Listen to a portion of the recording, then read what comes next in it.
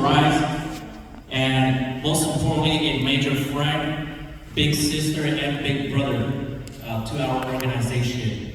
And they're from Innovative Minds. Jada, can we get the announcement to the next guest speaker, please?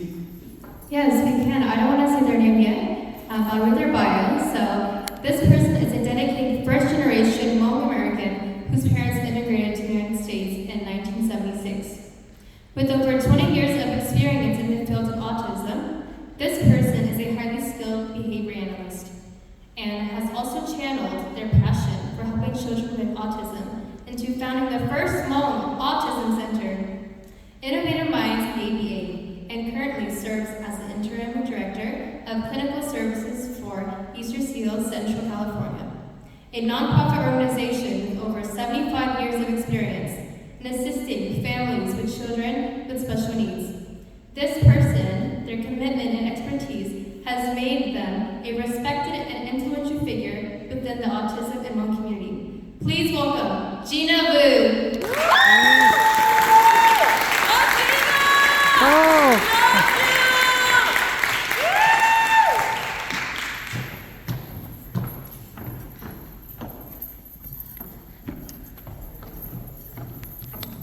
Hello, everyone. Well, thank you for the introduction.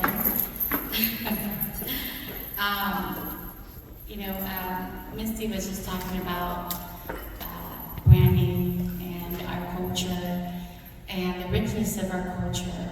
And I was very fortunate. My parents immigrated to the United States in 1976, and I have 8 siblings. Actually, my mom has 8 of us, and each and every one of us was born here in the United States. And so for me, my life here in the United States would have been someone else's second chance in life, or would have been someone else's next reincarnation. And so I went ahead and took the opportunity of being born and raised in the United States and being an American to fight like an American and to make this country mine and to make it purposeful of the reason of why our parents and our grandparents shed so much tears and had carried so much pain to be able to cross the Mekong River to have us here today. So I just want to say thank you to my mom, my dad, my siblings, because my mom's here with us today.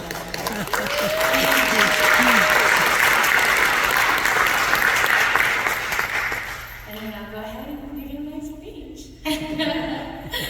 All right, well, congratulations to each and every one of you for class of 2024. We are celebrating the incredible achievement of you. This is a significant milestone that marks the beginning of an exciting journey. As you stand at the threshold of the future, I want to encourage you to continue to pursue your education and strive to live out your dreams. Education is the key that unlocks countless of opportunities and empowers you to reach your full potential. By furthering your education, you're investing in yourself and opening doors to a world of possibilities. So cái cần tớ, cái tốt cần tớ, hồ bị cà tế nọ, ní hơn đỡ, yêu vì bị cha, bế chỉ, đô xia cha và nọ, bây giờ. I was privileged to have recently came back from Laos and visit Laos, and I was able to see the schools that were in our Hmong communities. And I was sad to see how underprivileged they were, and it definitely strengthened me to see what opportunities we have here in America. And I encourage each and every one of you guys to go back to our homeland and see our people there who want the kind of education that we have, who wants to be here but is unable to be here and unable to have possibilities and have their dreams come true. So your journey is not only your journey for yourself, but it's also a journey that you are carrying for the people who have passed before you and for all of your people who have been in the home country that has not been able to make it here. Your journey is a testimony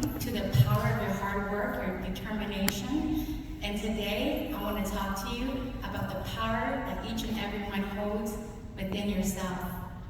You see, the future of our world rests in your hands. You are the creator, not only of your own life, but also the creator on how you want to impact your life. You have the potential to become the future leader who will shape our society and make a positive impact on the world. So I urge you to start thinking about what kind of leader you want to be, what changes you want to see, and how you can make a difference, and what is significant to you. For me, understanding what my parents had been through to get here to the United States, and hearing the stories of my grandparents sharing generational ongoing war in Laos.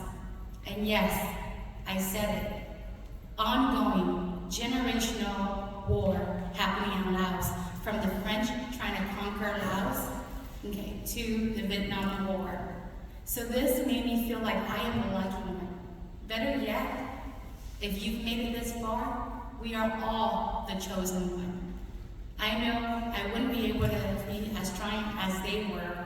Generations of war in a third world country, they shed that unbearable pain and suffering that I can never really understand, but can only imagine. Therefore, I stand here urging you to believe in your abilities, strive for excellence, and never underestimate the impact that you have. The world is waiting for your leadership, so don't hold back.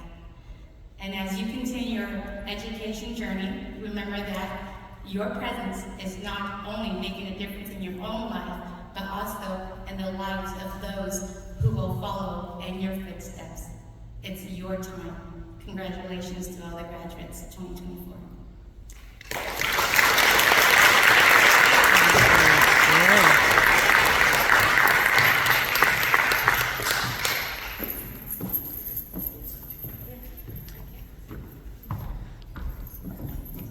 I was informed that we have some extra time here, and I can take some questions if anyone had any questions for me. The audience. Any from the students?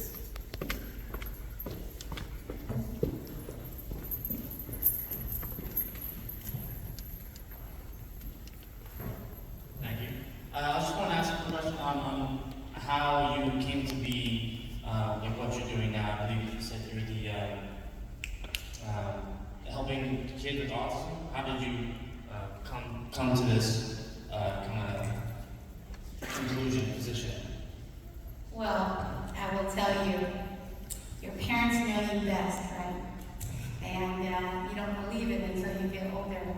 So my dad was a teacher in Laos, and my mom, she was 13 years old when she came to America, and she had received her GED. She went to Fresno City College, took some classes in child development, and my mom had worked for EPU for almost 10 years.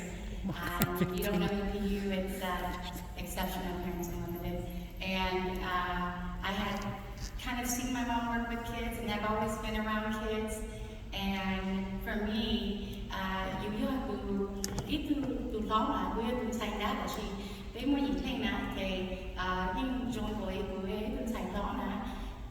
so my responsibility was to take care of the children.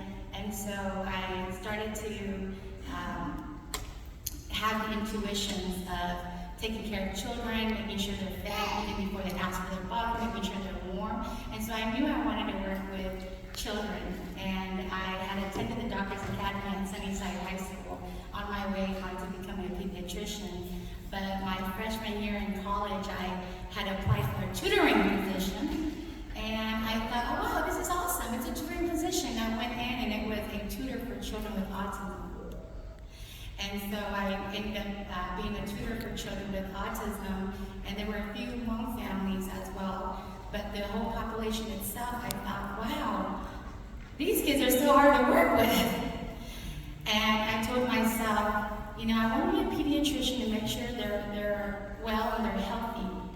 But truth be told, what is a life worth living if you don't know how to live it? What is a life worth living if you don't even know how to integrate your own life with your family?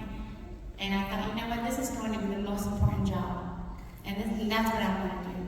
I want to do the hard job. I want to do something that's going to make a bigger difference because it's very important. So that's when you want to make a difference. That's when you want to do something.